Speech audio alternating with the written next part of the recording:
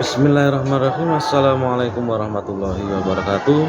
Berjumpa lagi dengan Pak Sigit. Hari ini kita akan belajar tentang teks prosedur. Nah, kali ini belajar dari bahasa Indonesia tentang teks prosedur. Tolong anak-anak dipersiapkan terlebih dahulu. Mari kita berdoa. Apa yang akan kita kerjakan nanti menjadi berkah untuk kita semuanya. Berdoa terlebih dahulu. Berdoa kami persilahkan. Oke anak-anak, tolong nanti apa yang telah diucapkan Pak Sigit, yang telah dijelaskan Pak Sigit nanti, tolong diperhatikan bagaimana cara kalian untuk menanggapi apa yang telah disampaikan Pak Sigit tentang teks prosedur. Tolong diperhatikan. Mari kita simak bersama-sama.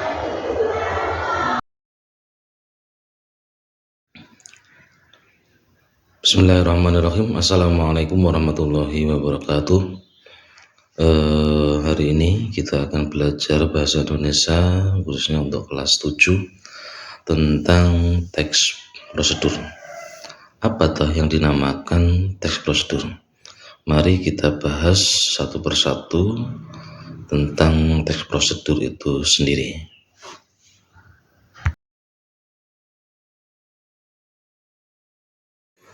Ya, untuk PPT teks prosedur ini pas kita akan menyusun sesuatu hal tentang teks prosedur itu sendiri. Nanti coba tolong kalian perhatikan secara seksama apa yang telah disampaikan sama Pak Sigit. Cara pembelajaran seperti ini sudah terbiasa. Jadi kalian harus memperhatikan dengan baik ya. Jangan lupa alat tulisnya, bukunya dipersiapkan. Oke.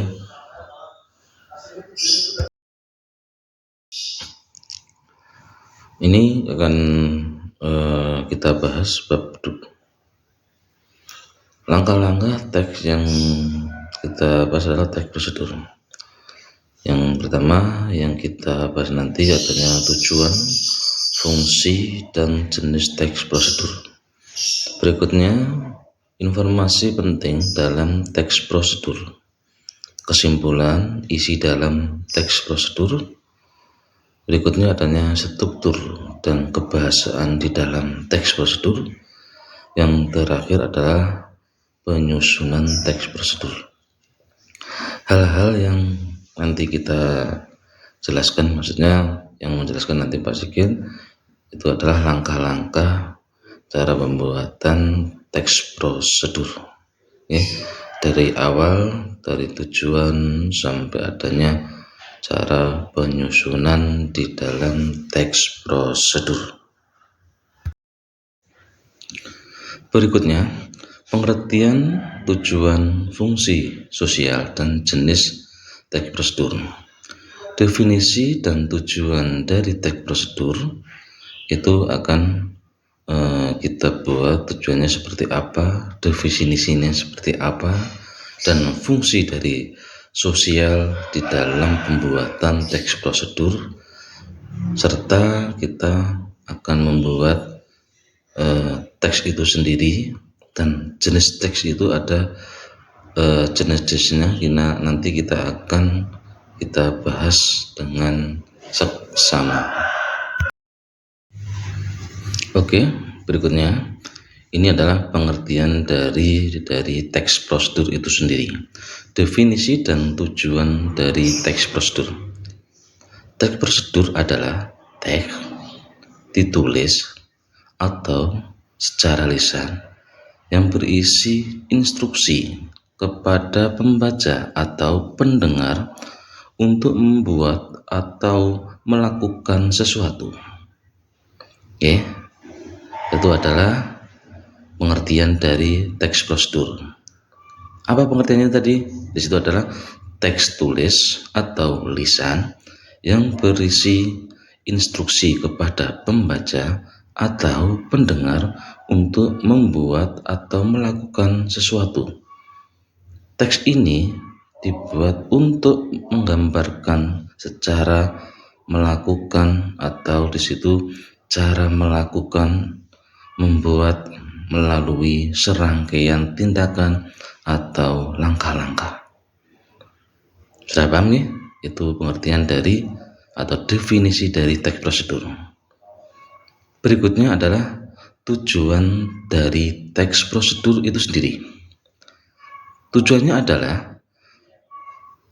memberikan petunjuk atau cara melakukan sesuatu melalui serangkaian tindakan atau langkah-langkah. Nah, itu adalah tujuan dari teks prosedur. Nanti Pak Sigit akan memberikan contoh teks prosedur itu sendiri. Intinya ya, tujuan dari teks prosedur adalah memberi petunjuk atau cara melakukan sesuatu melalui serangkaian tindakan atau langkah-langkah. Dari sini sudah paham? Oke, berikutnya. Fungsi sosial dari teks prosedur. Maksudnya di sini adalah apabila kalian melihat sesuatu tulisan atau teks dimanapun berada, contohnya di situ biasanya mungkin kalau di waktu kalian di kamar mandi, bersihkan kamar mandi, berarti setelah masuk di dalam kamar mandi, di situ ada tulisan sentor setelah melakukan, mungkin ada pipi dan sebagainya. Itu adalah tindakan yang harus kalian lakukan. Fungsi dari sosial dari teks prosedur. Fungsi sosial teks prosedur adalah menginformasikan secara cara membuat atau melakukan sesuatu kepada pembaca atau pendengar. Sudah paham ya maksudnya? Itu fungsi dari sosial dari teks prosedur. Mungkin juga tak kasih contoh lagi, di situ di waktu kalian jalan mencari suatu alamat atau gedung atau tempat apapun, situ pasti adanya di pinggir jalan itu menuju ke hal seperti itu. Berarti kalian intinya dari teks itu, apa yang ada di tulisan itu kalian lakukan. Nah, berikutnya adalah guru atau orang tua memiliki tanggung jawab untuk membuat paham cara memainkan angklung. Guru atau orang tua, ini contohnya ya, ini contoh dari teks prosedur. Guru atau orang tua memiliki tanggung jawab untuk membuat paham cara memainkan angklung, melakukan gerakan tari, saman, atau membuat minuman dari rempah-rempah. Nah, contoh-contoh yang telah disebutkan tadi kalian melakukan, yang terus apa yang dilakukan itu adalah suatu teks prosedur. Contohnya di situ adalah membuat minuman dari rempah-rempah. Nah, yang pertama mungkin di situ adanya langkah-langkahnya. Pertama, masak air. Setelah itu siapkan tempatnya atau gelasnya, isi rempah-rempah. Setelah air mendidih, masukkan air itu di dalam tempat tadi. Itu jadi dari awal pembuatan itu adalah termasuk langkah-langkah teks prosedur. Oke, berikutnya jenis-jenis dari teks prosedur. Ya, tolong mungkin kalian biar paham dengan adanya jenis-jenis dari teks prosedur. Yang pertama, teks prosedur membuat sesuatu. Nah, itu jenis yang pertama. Teks prosedur membuat membuat sesuatu. Contohnya di bawah itu adalah membuat layang-layang, terus membuat apa di situ, soto Makassar, membuat wedang lundi. Hal itu termasuk adalah jenis yang pertama yang nanti kalian lakukan. Itu dinamakan jenis yang pertama adalah membuat sesuatu. Jenis yang kedua adalah berikutnya, yang ketiga adalah teks prosedur melakukan sesuatu. Nah, itu dari teks prosedur yang ketiga adalah melakukan sesuatu. Contohnya di sini adalah menari poco-poco. Berikutnya di situ adalah menarik uang di ATM. Berikutnya juga adanya anjungan tunai mandiri. Jadi dari contoh yang kedua itu tadi adalah menarik uang di ATM. Jadi cara-cara seperti itu adalah melakukan sesuatu dari awal kalian melakukan sampai akhirnya berhasil. Itu adalah yang dinamakan dari teks prosedur. Oke, berikutnya. Informasi penting dalam teks prosedur. Ya, membaca keseluruhan di dalam teks prosedur. Jadi apabila dimanapun tempatnya kalian berada, jangan lupa kalau membaca di dalam suatu teks prosedur dari keseluruhan awal sampai akhir, biar kalian di waktu membuatnya atau melakukannya itu sesuai dengan teks itu. Kedua adalah memahami isi dari teks prosedur. Jadi di waktu kalian membaca itu harus memahami isinya. Kalian disuruh apa atau melakukan apa atau membuat sesuatu, hal seperti itu kalian harus dipahami. Berikutnya adalah melakukan ide pokok setiap paragraf di dalam suatu teks prosedur. Ya, jadi ada garis besarnya di dalam melakukan teks prosedur itu sendiri. Makanya di paling atas itu adalah informasi penting di dalam teks prosedur. Oke, berikutnya. Kesimpulan isi di dalam teks prosedur. Setelah kalian membaca, setidaknya kalian paham apa yang telah dibaca, dan untuk memahami tadi pasti adanya kesimpulan isi di dalam teks prosedur. Ya. Yang pertama adanya isi teks prosedur, terus inti dari teks itu sendiri. Jadi setelah kalian membaca teks di dalam teks prosedur, melakukan atau membuat, kalian harus membuat suatu kesimpulan. Jadi apa yang kalian lakukan atau apa yang kalian kerjakan atau membuat sesuatu, itu pasti adanya kesimpulan. Oke? Dari sini paham? Oke. Berikutnya. Struktur dan kebahasaan di dalam pembuatan teks prosedur. Yang namanya struktur itu apa yang kalian lakukan dari awal sampai akhir, dan cara penggunaan bahasa di dalam teks itu sendiri. Jadi itu harus dipahami benar, betul-betul. Ya, dalam pembuatan struktur, dari kebahasaan, dari bahasa yang digunakan harus bahasa yang baik dan benar. Oke, itu strukturnya dan kebahasaannya.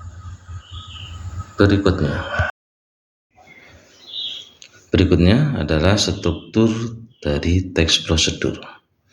Jadi di waktu kalian nanti membuat suatu teks, setidaknya kalian harus memperhatikan hal-hal yang telah Pak Sigit ucapkan tadi.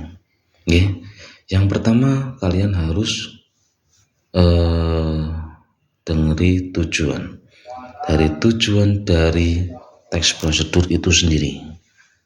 Ya, Bagaimana tujuannya? Nah, dari penolakannya di situ kalian harus membuat judulnya terlebih dahulu. Judulnya seperti apa? Nanti yang terakhir adanya tujuan. Terus yang kedua adanya bahan-bahan yang harus dilakukan dan yang dilengkapi atau kelengkapan dari material yang akan dibuat. Terus berikutnya adanya langkah-langkah. Oke, paham nggih? Berikutnya adalah penutup bersifat opsional. Maksudnya opsional itu adalah di situ terserah.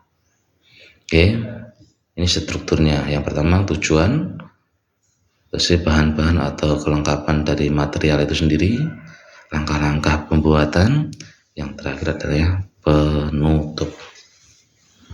Oke, berikutnya kebahasaan dalam teks prosedur.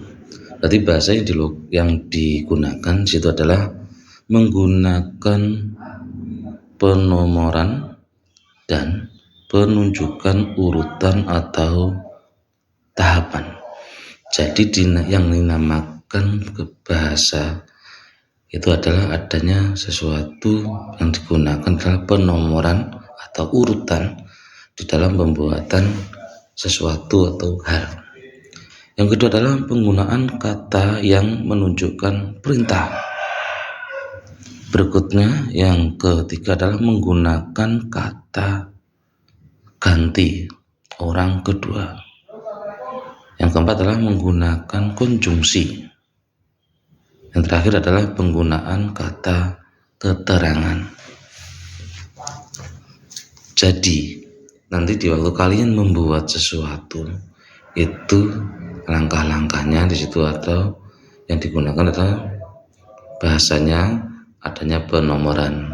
Langkah-langkah pertama menyiapkan ini, langkah berikutnya nomor 2 harus menyiapkan ini. Jadi itu harus ada di dalam pembuatan suatu teks prosedur.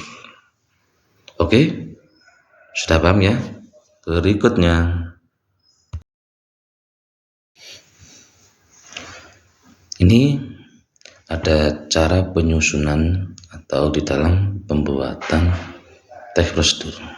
Langkah-langkah penyusunan di dalam teks prosedur. Yang pertama menentukan topik yang akan ditulis dalam teks prosedur itu sendiri. Jadi langkah yang pertama adalah menentukan judul atau tema atau topik di dalam pembuatan teks prosedur. Itu yang pertama. Yang kedua adalah mengamati cara membuat atau melakukan atau memainkan sesuatu yang telah dipilih. Cara yang penting itu adalah yang kedua. Oke. Berikutnya yang nomor 3 adalah menuliskan tujuan di dalam teks prosedur yang akan ditulis. Berikutnya mencari data tentang topik yang akan ditulis. Berikutnya mencatat atau membuat alat bahan yang digunakan. Berikutnya adalah menuliskan menjadi teks prosedur. Yang terakhir adalah mencatat langkah-langkah secara sistematis. Jadi dari keseluruhan langkah-langkah di dalam teks prosedur setidaknya kalian harus paham terlebih dahulu. Sebab nanti di waktu orang lain membaca, melihat teks prosedur itu, orang lain paham dan akan melakukan secara terperinci, secara sistematis. Oke, itu adalah cara penyusunan di dalam teks prosedur. Terus untuk tugas kalian adalah membuat atau melakukan sesuatu. Nanti yang pertama harus menentukan tema atau judul di dalam teks prosedur itu. Setelah itu nanti kalian mengamati, terus menyusun tadi. Nah, jangan lupa Setelah kalian membuat suatu tema atau judul, langkah-langkahnya sudah paham, kalian yang terakhir adalah menulis dari teks prosedur itu sendiri. Ya, terima kasih anak-anak semuanya, semua tetap selalu sehat selalu. Terima kasih. Assalamualaikum warahmatullahi wabarakatuh.